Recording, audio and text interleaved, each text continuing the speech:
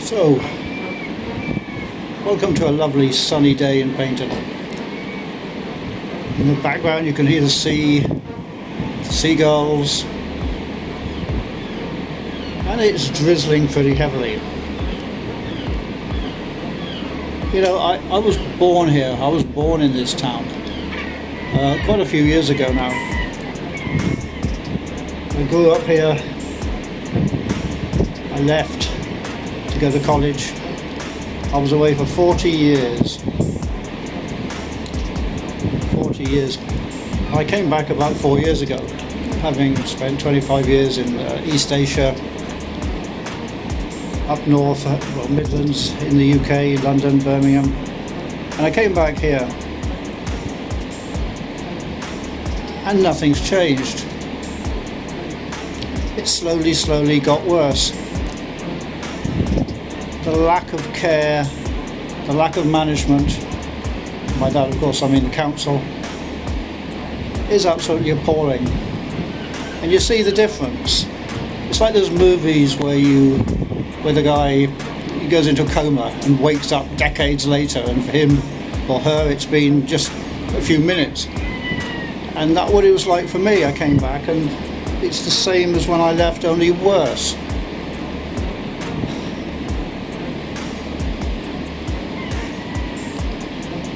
Lost for words.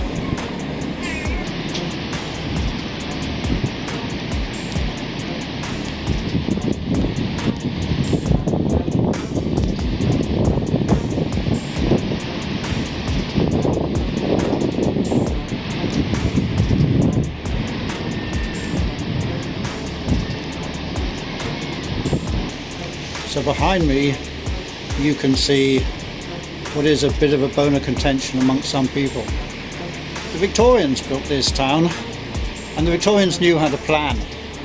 What you can see is the old sort of line of hotels facing Paignton Green, facing the sea.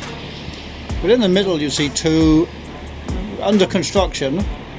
Construction stopped because the Midas group building them went bankrupt. Private enterprise again. But you can see two big glass hotels that are being built, which will change the character of the seafront. And there comes the debate. Does Paignton need to stay the way it was, with people thinking, oh, it's lost its character, or does it need to think of the future and kind of upgrade? Now behind you can see the Geo Play Park. This is a wonderful park, completely free to use, not being run by private enterprise for profit. But it's not run by the council. It's built and run by the Paignton Community Partnership, the people. As incidentally are these shelters you see behind me. There are half a dozen of these shelters along the seafront, and they are again refurbished, rebuilt by the community partnership. Of course you still get idiots who come along and smash the glass and graffiti and whatever, but there's no support from the council. The state, when I say no support, they probably give a few quid here and there when they're hassled to do so. But there's no planning, there's no real thought behind it. Here we see the state of the green. This is actually in a flood zone, so what you see is a considerable amount of water and so-called ponding. Again, it just looks a bit awful.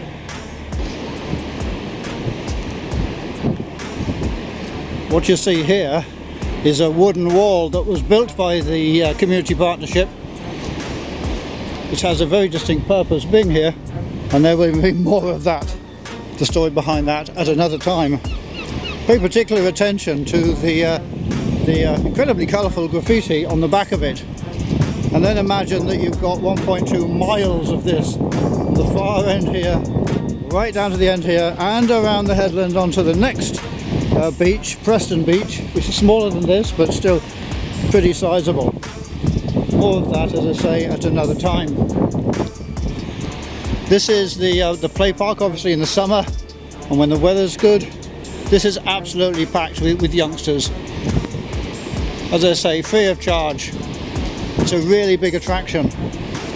There was a lot of resistance to actually building it in the first place from people who just thought, oh, it would be a horrible blight on the green. But in fact, it's probably the best part of the green. And behind it you see what used to be called the Festival Hall, now the View Cinema. Atrocious building. As I say, a monstrosity.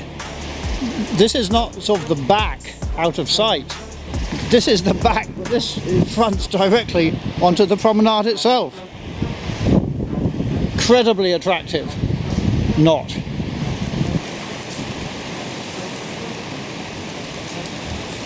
And what we see here is the so-called keystone that was laid in 1966. The councillors' names have all been, well, it looks like they've been attacked by the sea, and I don't blame the sea either. These are the guys who were responsible for creating this. And I would love to have been on the fly on the wall in these meetings when they would have said, hey, let's create this thing. Let's block the view from Torbay Road. Let's create an absolutely appalling, rundown monstrosity, and it's going to be great for the town. Not everybody agrees that it's pretty awful, obviously, but it's just typical. This is typical of the decisions that are made by, in my humble opinion, incompetent people who have no clue, have no real clue at all about how to build an attractive town which is almost totally dependent upon tourism for its revenue. Here we have a quite popular mini golf course. Not bad, not bad. But what else to do here? Even the park in front of you, you can see Torbay Park, so called. And this is, well, it's just a big bit of green really. Last summer they planted some wildflowers on it, which was pretty good for a few weeks. But it's just kind of left. It's just left to rot the whole sort of town. We need better leadership. We need better quality councillors, certainly better quality officers in the council. And we need a plan, a proper plan.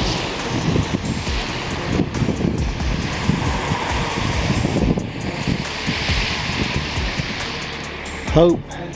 Hope, it says. Well, we certainly need hope.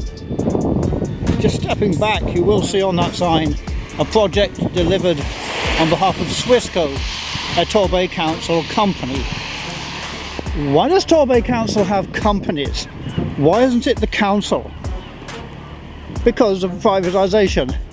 Because so much of it was outsourced to private companies over the last 15 years. Those private companies exist to make a profit. And that profit goes somewhere else. It's certainly not in Torbay. And a lot of these companies are multinationals, so the profits go overseas, where they don't even pay tax to this country. You see a lot of this everywhere. I'm going to do a lot more on this because it's pretty disgraceful, and it's still going on. These are the backs. Look at that monstrosity, look at that. They knocked down what were very attractive Victorian buildings, which you can see here. This is the back of Torbay Road. And they built that next to that. What a beautiful view of the sea in Paignton Green. The Victorians are turning in their graves. Over here we have holiday flats. See, Paignton was built, as I say, by the Victorians around these kind of buildings. The climate down here was seen as quite therapeutic, so people would come down here on holiday. Not the mass of people, of course, but the ones who could afford it.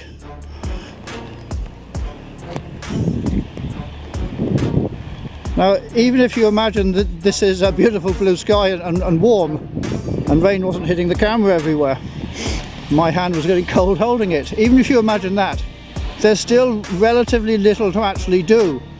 Why does that matter? Because people have a choice. They have a choice.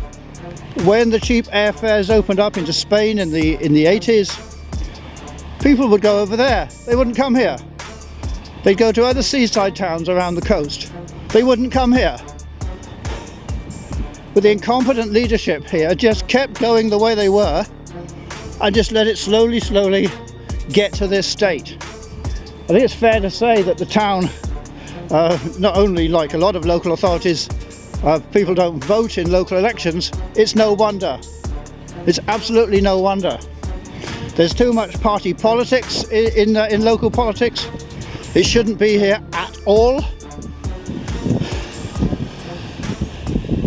There are too many councillors who follow the party line. We have the three-line whip here with certain parties. They follow the party line, and they're not independent. They don't think for themselves. They say they're doing it for the town. But we're going to do a lot more work on actually showing up their voting records and what they actually vote to do or not to do. Look at the state of this. Look at the absolute state of this. The potholes are the same as they were when I was here 40 years ago, and I'm not kidding when I say that.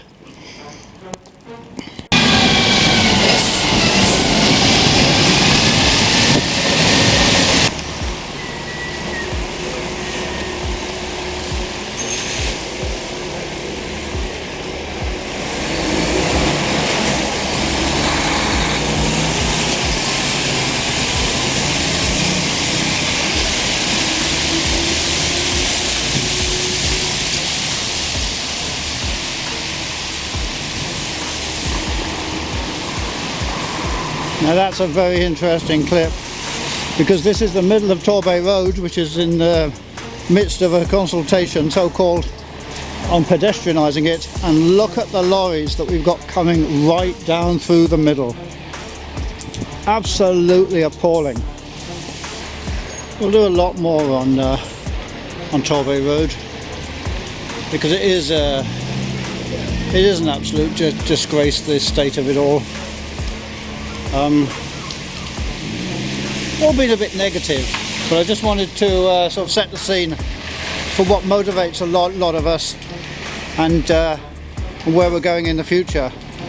Look at this. We saw just now a lorry, huge lorry, Arctic, going down the middle. Now we see coaches. The interesting thing about these guys, look at that. Oh, he's the same guy that just went down, now he's coming back up. These coaches don't actually know where they're going.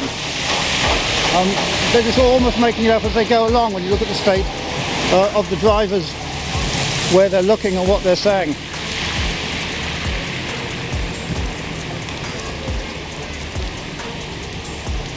This is leading into so-called Station Square, where you get off the trains, and what do you see? You see absolute decrepit Arctic lorries going through it, run-down buildings. It's even incredibly hard to cross the road. This is one of the success stories. The steam railway. Beautiful, beautiful. Braveheart here, named after you-know-who in Scotland. Not its original name. Beautiful Great Western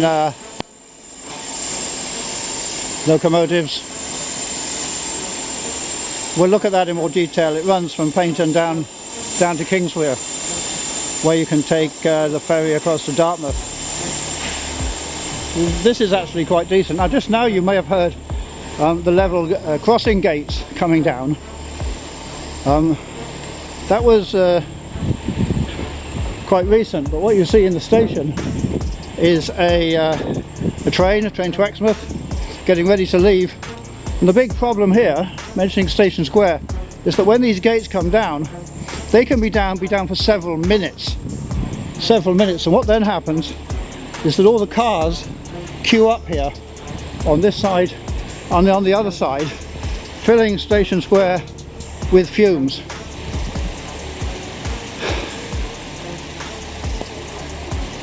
And there's no need for these cars to be coming down here.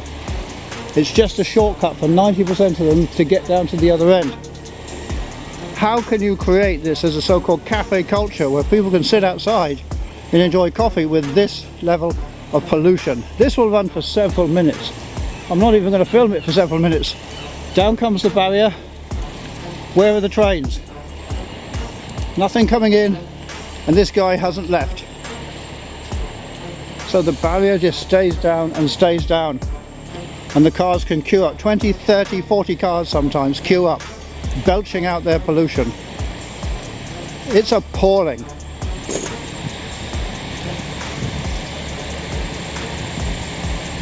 Now we're going. But what then can happen is that another train comes in, so it'll stay down for 5 minutes whilst the other one comes in.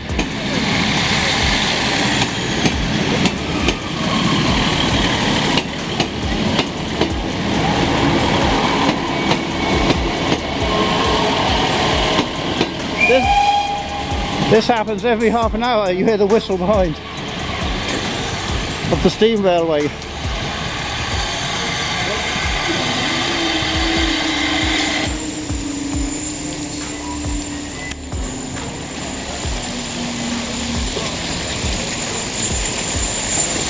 Real proper tourist attraction. Run by people who understand what tourism is and how to make the place attractive. End on a happy note.